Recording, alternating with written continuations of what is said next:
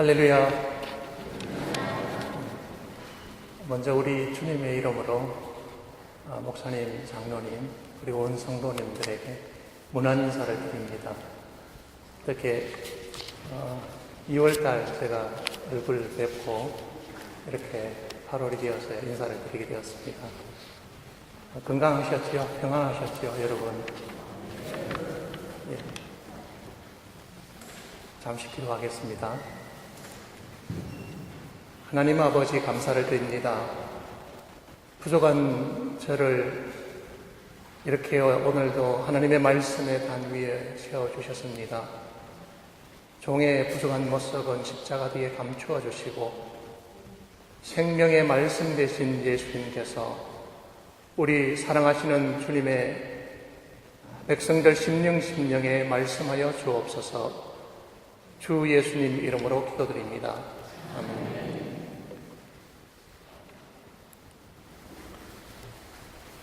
오늘의 사건은 유대인들이 세례자 요한에게 당신이 누구냐고 물었던 날로부터 사흘 후에 일어난 일입니다. 이 물음은 예수 그리스도가 누구신가라고 하는 그분의 정체성에 관한 물음입니다. 유대인들의 물음에 요한은 자신이 결코 오실 예언자가 아니라고 말씀합니다. 세례자 요한은 이곳에서 예수님이 누구신지 분명하게 밝히고 있습니다. 예수님은 세상 죄를 지고 가는 하나님의 어린 양이라는 것입니다. 이 예수님은 하나님께서 보내신 하늘에서 오신 그리스도이시다, 구원자이시다라는 것입니다. 그리고 가나의 혼인잔치에서 일어난 포도주 변화 사건은 하나님께서 이 땅에 예수님을 보내셨다는 것을 예수님 스스로 증명하는 사건이라 할 수 있습니다. 성도 여러분, 예수님은 누구신가요? 그분은 하늘에서 오신 그리스도, 곧 메시아, 구원자라는 사실을 믿으시기 바랍니다. 오늘의 사건은 2000년 전 갈릴리 가나에서 있었던 혼인잔치 이야기입니다. 이 사건의 등장인물은 예수님과 제자들, 모친 마리아, 연회장과 신랑, 그리고 하인들입니다. 예수님은 제자들과 함께 혼인잔치에 초대를 받았습니다. 손님인 것이지요. 동서고금을 막론하고 혼인잔치는 축하의 자리입니다. 그런데 이 축제의 자리가 수치의 자리가 될 것만 같습니다. 당시 고대 건동 문화를 고려할 때 잔치에서 포도주가 떨어졌다는 것은 마을 전체에 부끄러운 수치가 될 사건인 것입니다. 잔치의 분위기를 나쁘게 몰고 갈 여지가 있는 일입니다. 혼인잔치는 중요하며 잔치에서 포도주가 하는 역할 또한 중요합니다. 혼인잔치는 7일간 계속되었을 것입니다. 포도주는 잔치의 하이라이트이고 기쁨을 상징하는 것입니다. 포도주는 결혼식에 없어서는 안 될 꼭 필요한 음료인 것입니다. 주인은 충분히 포도주를 준비했을 것입니다. 잔치에서 포도주가 떨어진 일로 수치를 당할 주인은 아무도 없을 것이기 때문입니다. 그럼에도 불구하고 포도주가 떨어진 것은 예상보다 많은 하객이 왔다는 말이지요. 아마도 포도주가 떨어진 시점 또한 잔치가 얼마 남지 않은 시점일 것입니다. 어쨌든 중요한 것은 포도주가 떨어졌다는 사실에 있습니다. 3절입니다. 예수의 어머니가 예수에게 저들에게 포도주가 없다고 말씀합니다. 포도주가 떨어진 사실은 연회장이나 신랑이 아는지 모르는지, 그런데 마리아는 압니다. 마리아는 연회장이나 신랑에게 달려가지 않고 손님으로 있는 예수님께 포도주가 떨어졌다고 말합니다. 어쩌면 이 잔치의 책임은 마을 전체에서 가장 연륜이 있는 연회장이나 신랑에게 있을 것입니다. 그런데 왜 마리아는 포도주가 떨어진 사실을 예수님께 전하면서 이 문제를 해결하라고 요청하실까요? 추측하건대 마리아는 이 잔치의 주인과 관련이 있을 가능성이 높습니다. 그래서 예수님께 요청한 것으로 여겨집니다. 만일 우리가 손님인데 이렇게 요청을 받는다면 요즘 아이들 말로 헐 하고 대답할 것입니다. 우리 일이 아니라는 생각 때문입니다. 4절에 예수님께서도 여자여 그것이 나에게 무슨 상관이 있습니까? 하고 말씀하십니다. 나는 손님입니다. 나는 주인이 아닙니다. 라는 뜻 아닐까요? 그런데 이때 마리아는 다른 말 하지 않습니다. 5절입니다. 일꾼들에게 무엇이든지 그가 시키는 대로 하여라 라고 말합니다. 마리아는 포도주가 떨어진 문제를 예수님께서 해결하실 것이라고 믿는 것 같습니다. 우리는 뭔가를 해결해야 할 때 누구에게 요청합니까? 그것은 당연히 해결할 능력이 있는 사람에게가 아닙니까? 누가 해결자입니까? 예수님입니다. 성도 여러분, 우리에게 해결해야 할 문제가 있다면 마리아처럼 예수님께 맡기시기 바랍니다.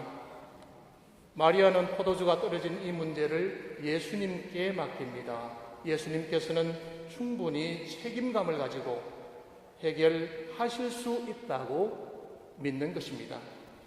그래서 포도주가 떨어지자마자 예수님께 바로 말한 것입니다. 이에 예수님께서는 마리아에게 여자여 잔치집에 포도주가 떨어진 것과 예수님 자신과 무슨 상관이 있느냐고 오히려 반대로 묻습니다. 이 말씀은 어쩌면 이게 제가 책임질 일입니까? 라는 말처럼 들립니다. 왜 당신은 나에게 잔치의 이 부족을 말하고 있습니까? 라는 뜻 같습니다.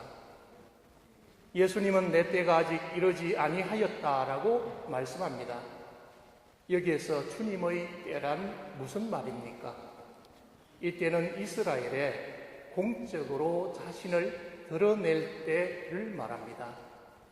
어쩌면 이 말씀은 나는 하나님의 말씀을 따라 이 세상에 왔다. 나는 하나님의 말씀만을 듣고 행한다. 나의 공생의 사역 시작도 마찬가지이다.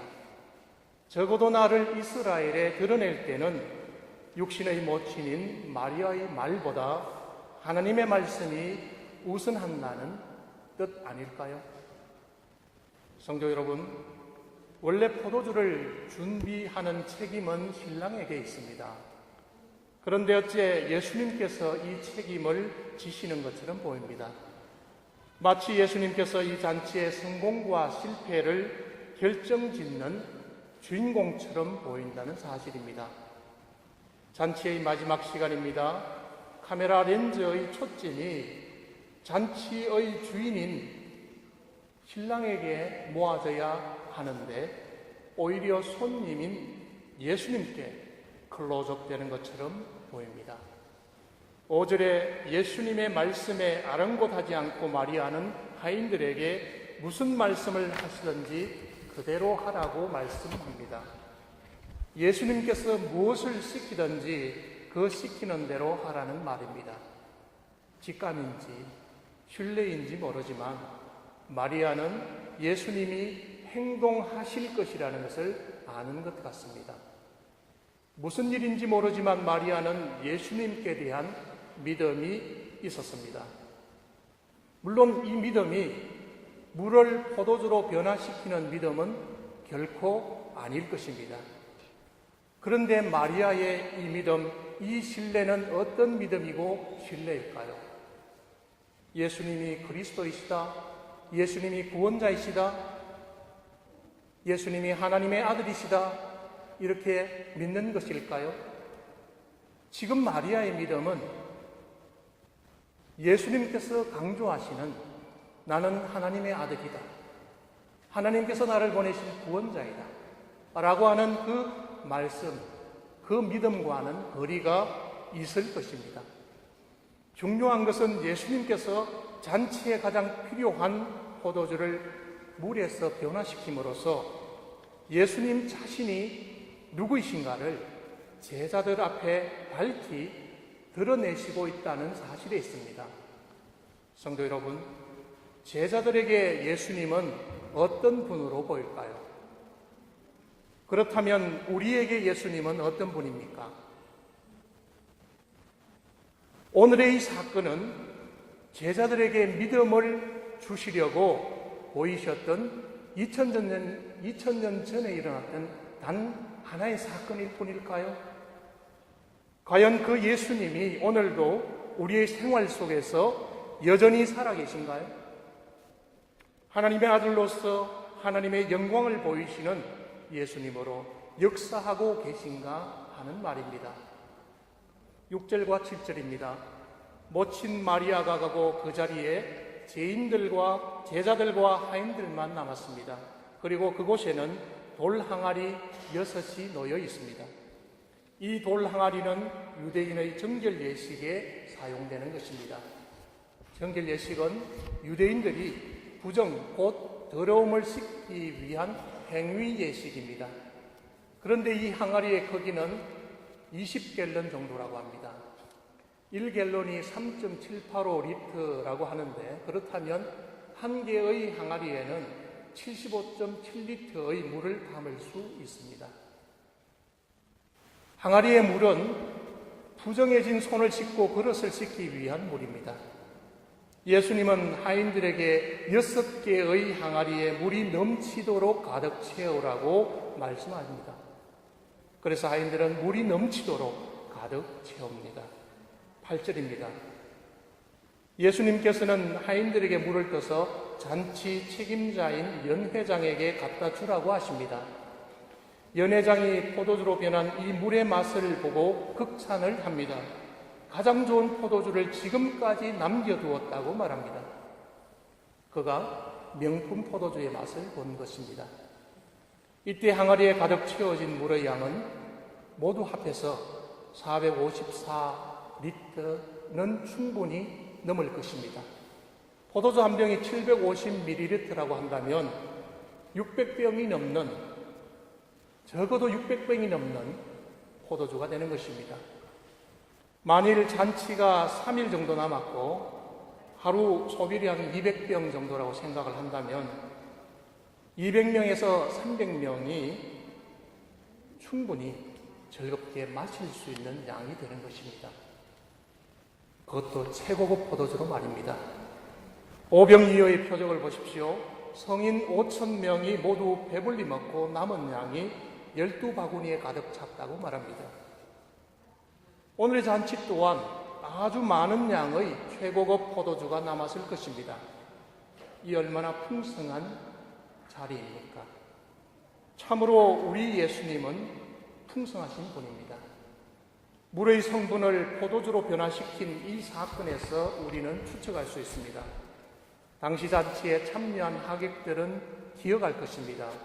이곳 가나의 혼인잔치에서 맛보았던 최고급 명품 포도주보다 더 나은 어떤 잔치자리도, 어떤 포도주도 그 평생에 없었다라고 하는 사실은 말입니다. 가나 혼인잔치는 가장 행복하고 풍성한 자리였습니다. 그래서 전혀 부족함이 없는 대접을 예수님께로부터 받았다라는 그 사실이 중요한 것입니다. 그러므로 첫째, 예수님은 우리 인생에 최고의 풍성함을 주시는 분입니다. 이것이 첫 번째 교훈의 요지입니다. 성도 여러분, 우리가 믿는 예수님은 가나의 혼인잔치에서처럼 우리의 인생에 있어서 가장 귀한 것을 주시는 분이심을 믿으시기 바랍니다. 최고의 것을 주시는 분입니다. 그것도 가장 풍성하게 주시는 분입니다. 예수님께서 우리에게 주시는 것은 그저 그런 것이 아닙니다. 예수님은 가짜로 흉내만 내시는 분이 결코 아닙니다. 세상에서 가장 귀하고 소중한 명품을 선물하십니다. 요한복음 10장 10절에 도둑은 훔치고 죽이고 파괴하려고 거짓으로 위장된 것을 가져다 주지만 예수님은 생명을 얻고 더 얻어서 생명의 풍성함을 얻게 하려고 오셨다라고 말씀합니다. 여러분 기억하시기 바랍니다. 손님으로 방문하셨던 예수님이 이곳 가나의 혼인잔치 자리에 계시니 주인이나 연회장이나 이곳에 참여한 하객 모두는 자신의 생애에 있어서 기억될 만한 최고의 대접을 예수님께 받을 시간과 기회를 가질 수 있었습니다. 우리는 어떻습니까? 분명한 것은 우리가 예수님을 만나게 되는 때 그 자리, 그 시간이 최고의 자리요, 최고의 시간이 된다는 것을 믿는가 하는 것입니다. 우리가 말씀을 대할 때, 기도를 할 때, 교회에서 예배를 드리는 그 시간과 그 장소가 바로 예수님을 만날 최고의 시간이요, 자리임을 믿으시기 바랍니다. 이때 우리는 예수님으로부터 가장 소중한 것을 받는다는 사실을 기억하시기 바랍니다. 그 소중한 것은 바로 믿음입니다. 생명의 풍성함입니다. 요한복음 2장 11절입니다. 예수께서 이 첫 번 표적을 갈릴리 가나에서 행하여서 자기의 영광을 나타내셨다. 그래서 그의 제자들은 그를 믿었다라고 기록합니다. 이 첫 번 표적을 예수님께서 행하신 이유는 무엇일까요? 그것은 바로 제자들에게 믿음을 주기 위함입니다. 누가 제자인가요? 오늘 이 자리에 모여있는 우리 모두가 예수님의 제자인 것입니다. 그러므로 첫 번째의 표적은 갈릴리 카나에서 첫 번째 표적은 제자를 위한 표적인데 이 표적은 하인도 마리아도 연회장도 신랑도 아니었다라는 사실에 있습니다. 우리가 예수님께 받을 수 있는 가장 최고의 선물은 믿음인 것입니다. 그리고 그 생명의 풍성함은 믿음에서 시작됩니다. 이 믿음은 예수님이 누구신지, 예수님이 어디에서 오신 분인지를 알게 합니다. 또 예수님이 세상 죄를 지고 가는 하나님의 어린 양임을 알게 합니다. 우리가 예수님을 믿음으로 어떻게 죄사함을 받는지도 알게 합니다. 우리가 예수님께서 주시는 영원한 생명을 믿음으로 동의할 수도 있게 합니다. 성도 여러분, 우리의 생활에 어떤 일이 있습니까? 어려운 일입니까? 이해할 수 없는 일입니까?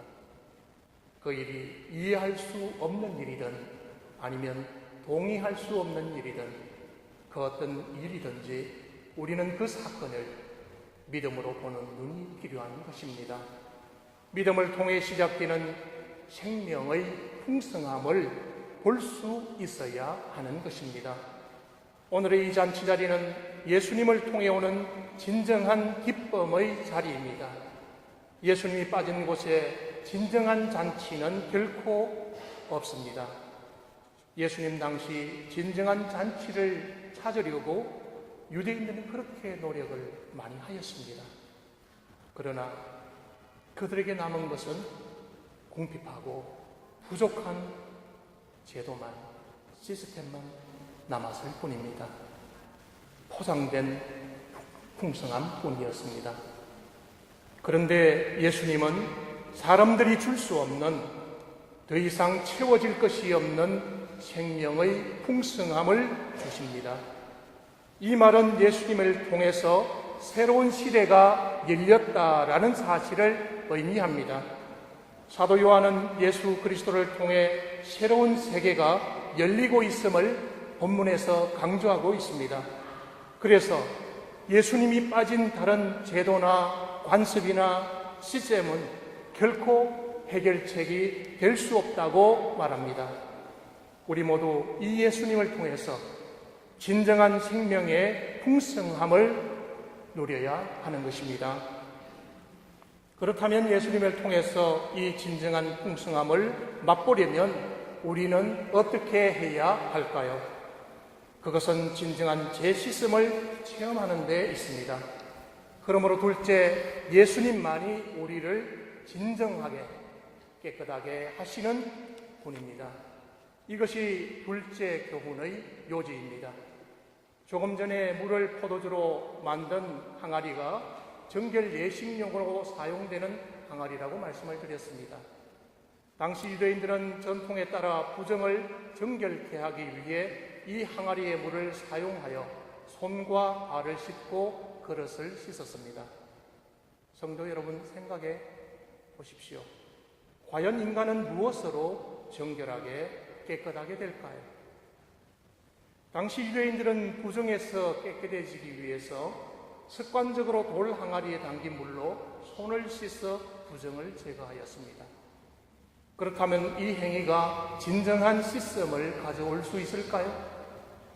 몸을 씻는다고 해서 우리의 영혼이 씻겨지나요?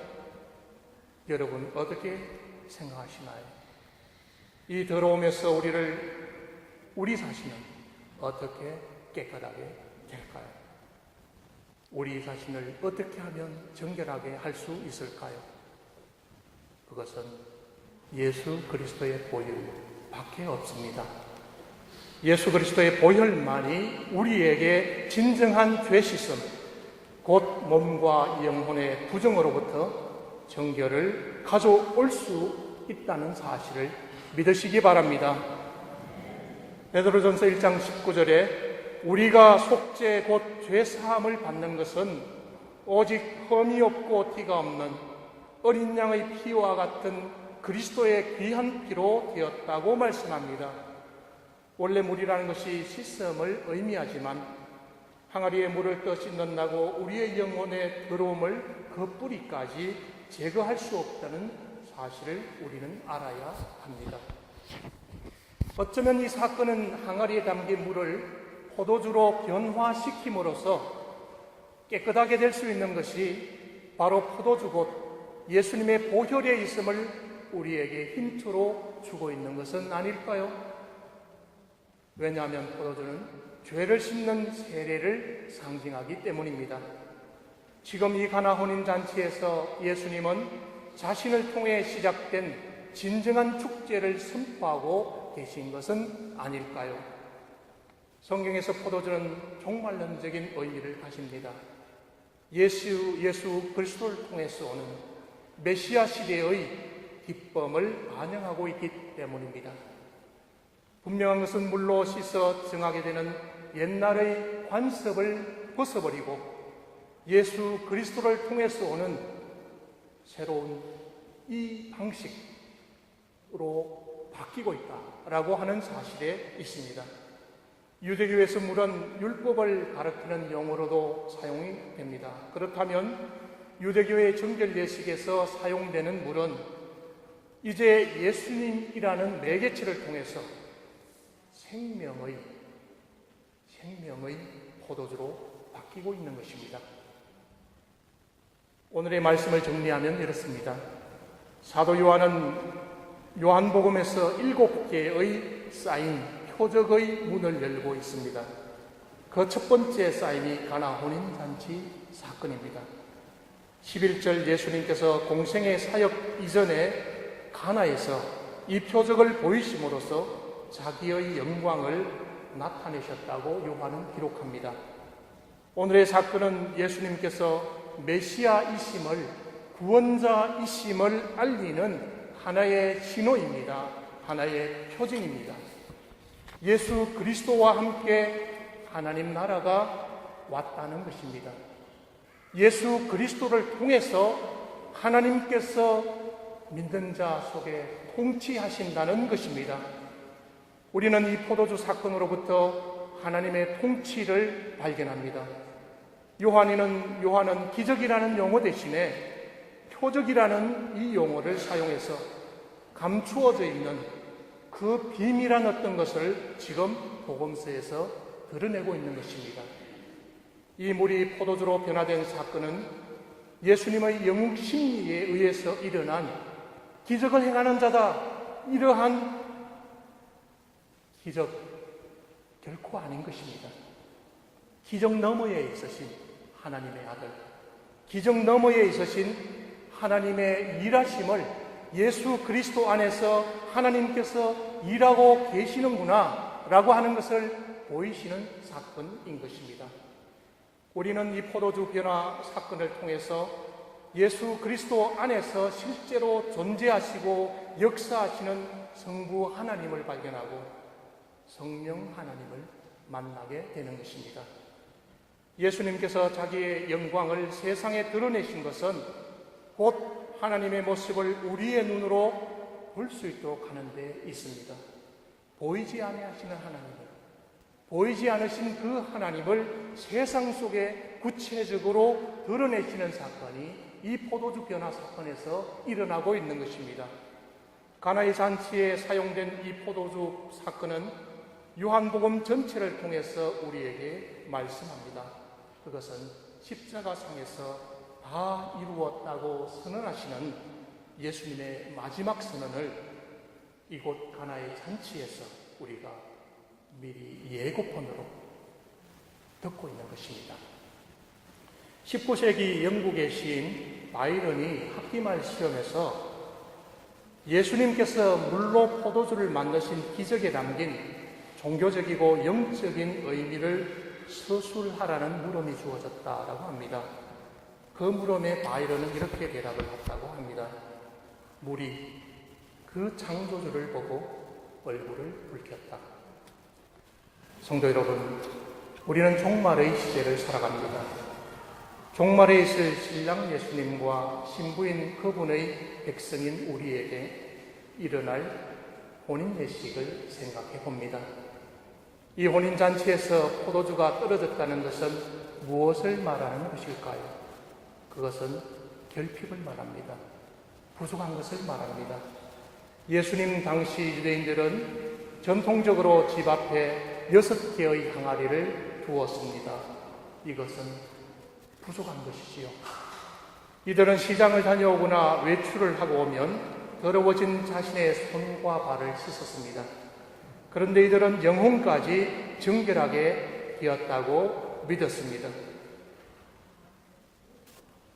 오늘을 사는 우리는 어떻습니까? 유대인들처럼 우리 역시 예수님 앞에 나아가서 속죄의 제단을 쌓기보다 다른 대안을 찾고 있는 것은 아닐까요? 우리가 찾는 그 어떤 제도 가지고는 죄를 씻기에 불완전하고 부족하다고 오늘 성경은 말씀합니다. 이곳으로 결코 사람이 깨끗하게 될 수 없다고 말씀합니다. 예수님은 율법 가지고 제도 가지고 다른 선행 가지고 사람이 온전하고 깨끗하게 될 수 없다고 말씀합니다. 오직 예수님 자신만을 통해서 온전하게 깨끗하게 될 수 있다고 말씀합니다. 우리는 오직 예수 그리스도를 통해서 깨끗하게 할 수 있으며 예수 그리스도를 통해서 생명의 풍성한 삶을 누릴 수가 있는 것입니다. 예수 그리스도께서 주시는 이 생명의 풍성함을 누리시는 저를 포함한 이 자리에 모든 분들이 되시기를 우리 주님의 이름으로 축원드립니다. 아멘. 기도하겠습니다. 생명의 공급자, 생명의 말씀, 영원한 생명 그 자체이신 예수님께서 이날 주님의 사랑하는 백성들에게 살리시고 생명의 말씀을 주옵시기를 원합니다. 이 말씀을 통하여서 심령에 하나님 회복되기를 원합니다. 주 하나님 아버지, 우리의 삶 속에서 생명의 풍성함을 주시는 하나님 찬양하옵고, 또한 오직 예수 그리스도를 통해서만 우리의 모든 죄들이 사함을 받을 수 있음을 우리가 고백합니다. 감사드리며 예수님의 이름으로 기도드립니다.